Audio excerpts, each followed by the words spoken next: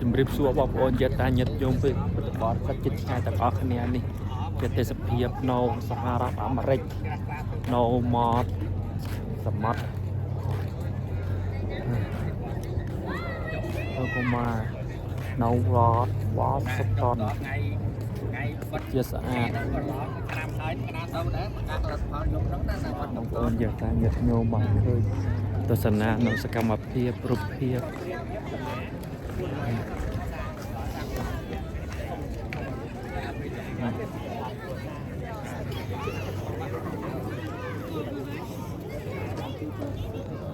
ជុំនំឆែក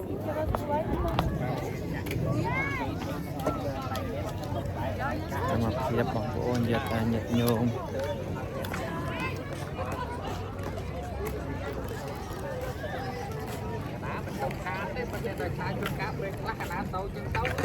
សងខ្មែរកម្ពុជាក្រម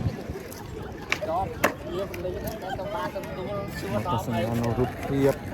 នៅសមុទ្រលេ river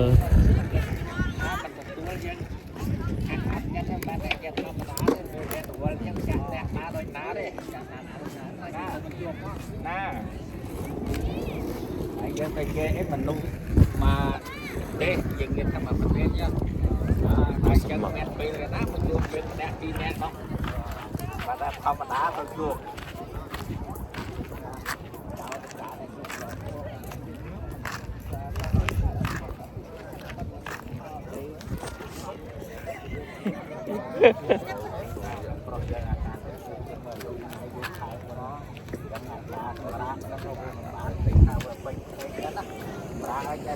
ធម្មតាតែគិតហើយរីបមិនសឹកទេណាតែខ្ញុំគ្រប់គ្រាន់យ៉ាងគេថាប្រាក់នេះថាលោកប្រុសអត់បើគិតហ្នឹង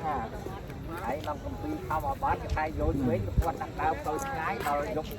ក្រោមរបស់ដាក់ដេតនេះលោកក្រោមព្រឺមើលដាក់នេះលោកក្រោមព្រឺដែរ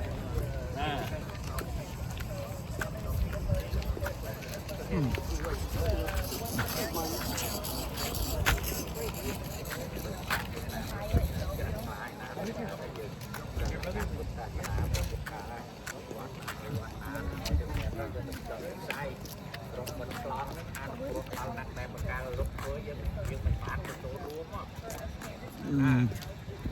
ចាប់ដើមធ្វើរហូតដល់ស្លោដល់ហើយនឹងក្រាខាងត្រង់ណានឹងខ្លះដឹកទៅខ្លះដឹកទៅណាដល់ពេលឮថាចោលសមាហើយ